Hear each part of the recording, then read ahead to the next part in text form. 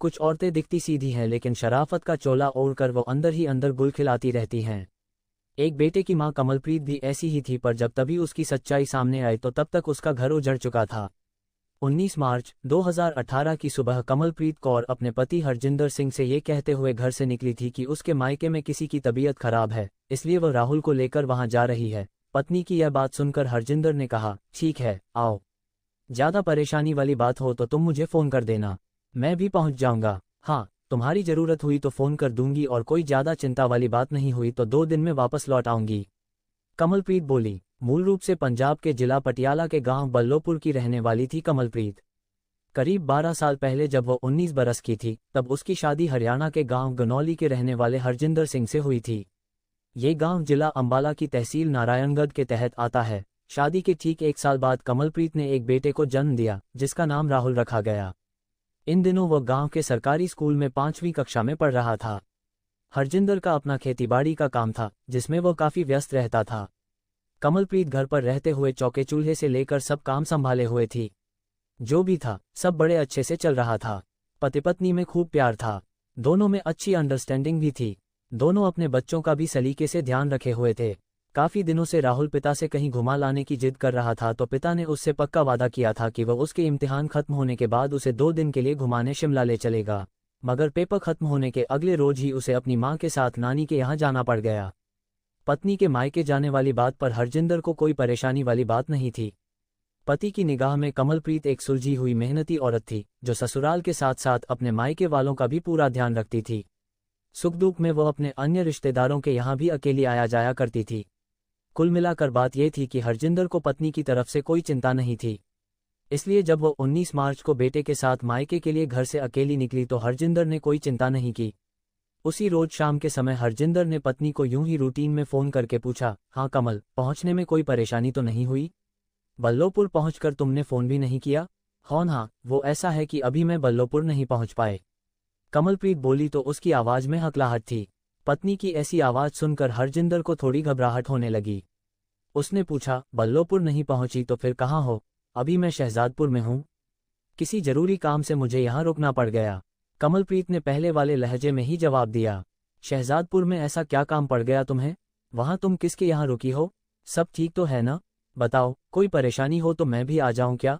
सब ठीक है, घबराने वाली कोई बात नहीं है। अच्छा, मैं फ्री होकर अभी कुछ देर बाद फोन करती हूँ, तब सब कुछ विस्तार से भी बता दूंगी। कहने के साथ ही कमलप्रीत की ओर कॉल डिस्कनेक्ट कर दी गई। लेकिन हरजिंदर की घबराहट बढ़ गई थी। उसने कमलप्रीत का नंबर फिर से मिला दिया, पर अब उसका फोन स्विच ऑफ हो चुका था। अब हरजिंदर के लिए 1 मिनट भी रुके रहना संभव नहीं था। उसने अपनी मोटरसाइकिल उठाई और शहजादपुर की ओर रवाना हो गया। रास्ते भर वह कमलप्रीत को फोन भी मिलाता रहा था, पर हर बार उसे फोन के स्विच ऑफ होने की ही जानकारी मिलती रही। आखिर वह शहजादपुर जा पहुंचा। पत्नी और बच्चे की तलाश में उसने उस गांव का चप्पा चप्पा छान मारा, मगर पत्नी और बेटे राहुल के बारे में कोई जानकारी नहीं मिली। वहां से वो मोटरसाइकिल से ही अपनी ससुराल बल्लोपुर चला गया। कमलप्रीत को लेकर वहां भी सब परेशान हो रहे थे।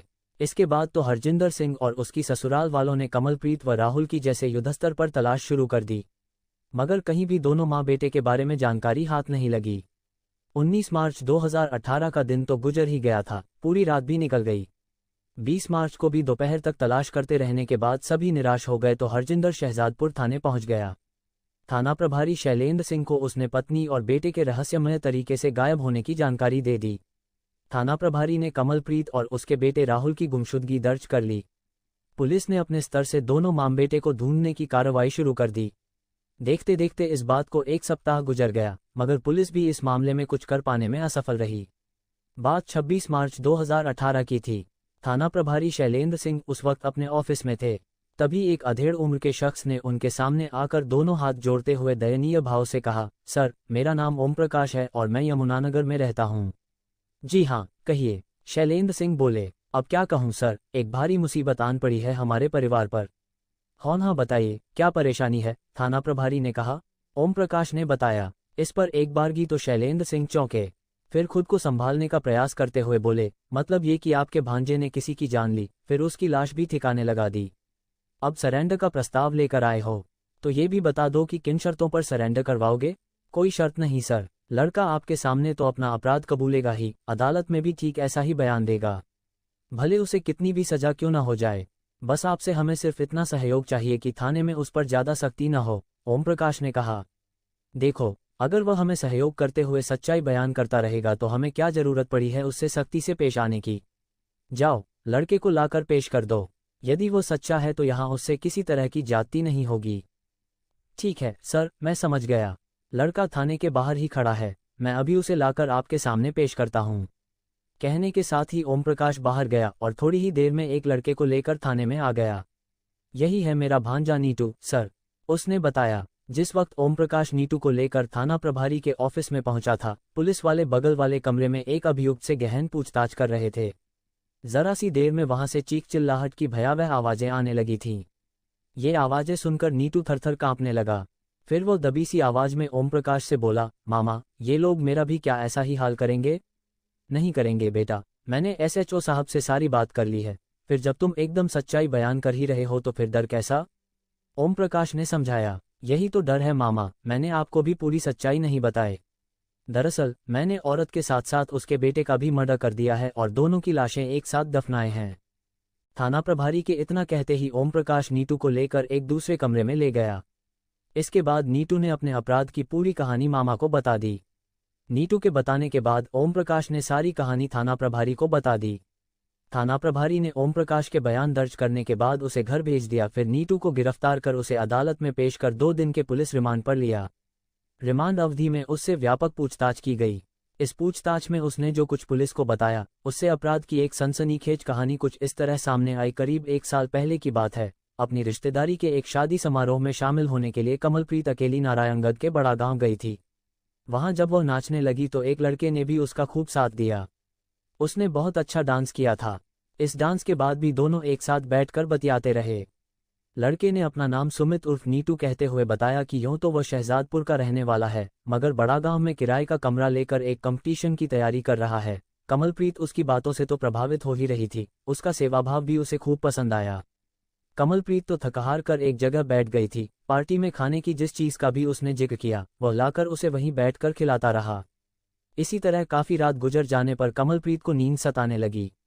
नीटू ने सुझाव दिया कि वह उसे अपने कमरे पर छोड़ आता है, जहां वह बिना किसी शोर शराबे के आराम से सो सकती है। थोड़ी झिझक के बाद वह मान गई। अब तक नीटू को भी नींद आने लगी थी, अतः कमरे में चारपाई पर कमलप्रीत को सुलाने के बाद वह खुद भी जमीन पर दरी बिछाकर सो गया। आगे का सिलसिला शायद इनके वश में नहीं था। रात के जाने किस पहर में दोनों की एक साथ आंखें खुली और बिना आगे पीछे की सोचे दोनों एक दूसरे में समा गए। कमलप्रीत से नीटू 10 साल छोटा था, अतः उस मिलन के बाद कमलप्रीत उसकी दीवानी हो गई। इसके बाद यही सिलसिला चल निकला। दोनों किसी न किसी तरीके से कहीं न कहीं मौजमस्ती करने का तरीका निकाल लेते। देखते देखते 1 बरस गुजर गया। अब कमलप्रीत ने नीटू से ये कहना शुरू कर दिया था कि वह अपने पति को तलाक देकर उससे शादी कर लेगी। मौजमस्ती तक तो ठीक था, कमलप्रीत की इस बात ने उसे नीटू को परेशान कर डाला। नीटू ने इस परेशानी से छुटकारा पाने के लिए आखिर मन ही मन यह निर्णय लिया कि वह कमलप्रीत को अच्छी तरह से समझाएगा। फिर भी न मानी तो वह उसका खून कर देगा। इसके लिए उसने एक चाकू भी खरीद कर रख लिया था। 19 मार्च 2018 की सुबह कमलप्रीत उसके यहाँ आ पहुंची। उसके साथ एक लड़का था जिसे उसने अपना बेटा बताया। आते ही उसने कहा कि वह अपने पति को हमेशा के लिए छोड़ आए है, आगे वह उससे शादी करके अपने लड़के सहित उसी के साथ रहेगी। नीटू ने उसे समझाने की कोशिश की। लगातार समझाते समझाते पूरा दिन और सारी रात भी निकल गई, मगर वह अपनी जिद पर अड़ी रही तो 20 मार्च को नीटू ने चाकू से कमलप्रीत की हत्या कर दी। ये देखकर उसका लड़का राहुल सहम गया, मगर वह इस मर्डर का चश्मदीद गवाह बन सकता था, इसलिए नीटू ने चाकू से उसका भी गला रेत दिया। दोनों लाशों को कमरे में छिपाकर नीटू अमृतसर चला गया। वहां गोल्डन टेम्पल में उसने वाहेगुरु से अपने इस गुनाह की माफी मांगी। रात में वापस आकर बड़ा गांव के पास से गुजर रही बेगना नदी की तलहटी में दोनों लाशों को दफन कराया। इसके बाद वह अपने मामा के पास यमुनानगर चला गया, जिन्होंने उसे पुलिस के सामने सरेंडर करने का सुझाव दिया था। पुलिस ने उसकी निशानदेही पर न केवल चाकू बरामद किया बल्कि दोनों लाशें भी खोज लीं, जो जरूरी कार्रवाई के बाद पोस्टमार्टम के लिए भेज दी। कस्टडी रिमांड की समाप्ति पर नीटू को फिर से अदालत में पेश करके न्यायिक हिरासत में अंबाला की केंद्रीय जेल भेज दिया गया था। अगर कमलप्रीत उसके घर न गई होती तो ऐसा कभी नहीं होता। ऐसे ही क्राइम कहानी को सुनने के लिए हमारे चैनल को सब्सक्राइब जरूर करें। कथा पुलिस सूत्रों पर आधारित।